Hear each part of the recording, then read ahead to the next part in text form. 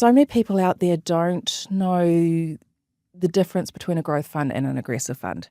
Because when you say to people an aggressive fund, it actually feels really scary. It's very poorly named, isn't it? It is, yeah. Especially, I reckon, for women. Like, they're not going to, they're not going to, oh, do you want to do something aggressive? Probably not.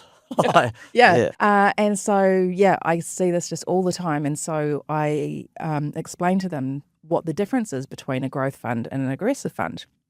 And really, the only difference is that in a growth fund, you've got roughly 80% of your money invested in growth assets, so shares and property.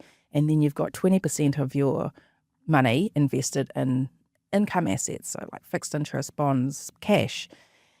If we were to move to an aggressive fund, you're going to then have closer to 100% of your money invested in growth funds, which is shares and property.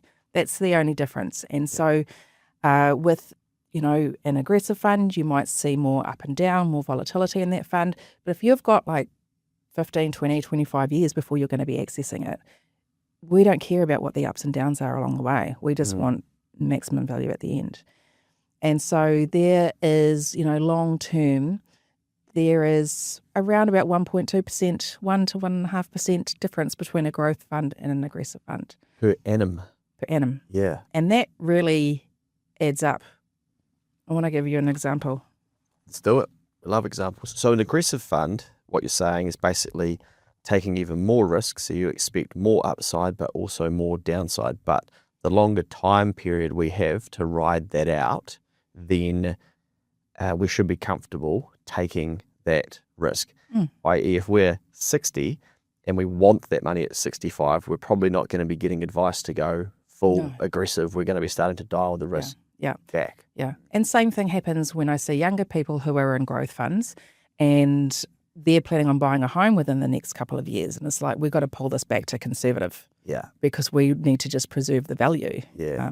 Because they might need to take it out just when something happens internationally and we see the stock markets pull back, say 20%, and all of a sudden what they thought they had for a house deposit has been smashed by 20%. Yeah. And they're going, that's times now two. I can't buy my house anymore. Yeah. And then you're waiting for it to recover. I think we've had a period of sort of drops over the last few years, but relatively quick recoveries. Within a few months, it's back. We're almost lured into this sort of false sense of, she'll be right. And that can be a dangerous place to be, because I've been through some flat stock market periods and some volatile ones. But understanding this, I think, can be the difference between hundreds of thousands of dollars over a lifetime. 100%. So here's some really interesting data that I looked at the other day, because these are the things I like to do in my spare time. So in the last 12 months, the highest performing Kiwisaver fund returned 17.6%. Wow.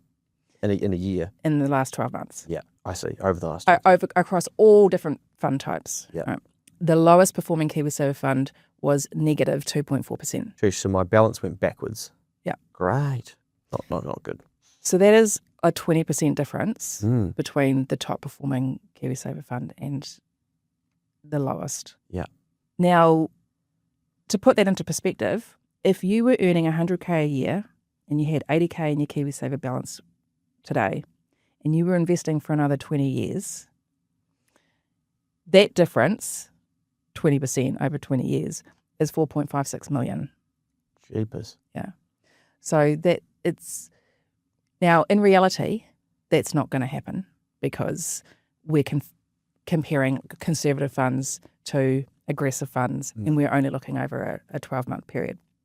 So then I looked specifically at growth funds. So these growth funds all should, in theory, have the same amount of risk, right?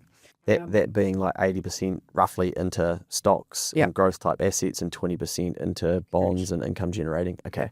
Yep. But different Kiwisaver provider, but same structure, 80-20-ish. Correct. And they call it the same thing? Yeah. Yeah. Okay. So comparing different providers. Yeah. So and looking at over 10 years. So we've got a good, it's not 12 months. Yeah. So over 10 years, the number one performer was 9.8% on average per year, and the lowest performing growth fund was 6.5% on average per year over that 10 years. So a difference of 3.3%. So using that same example, of 80K already in your Kiwisaver, 100K income investing over the next 20 years.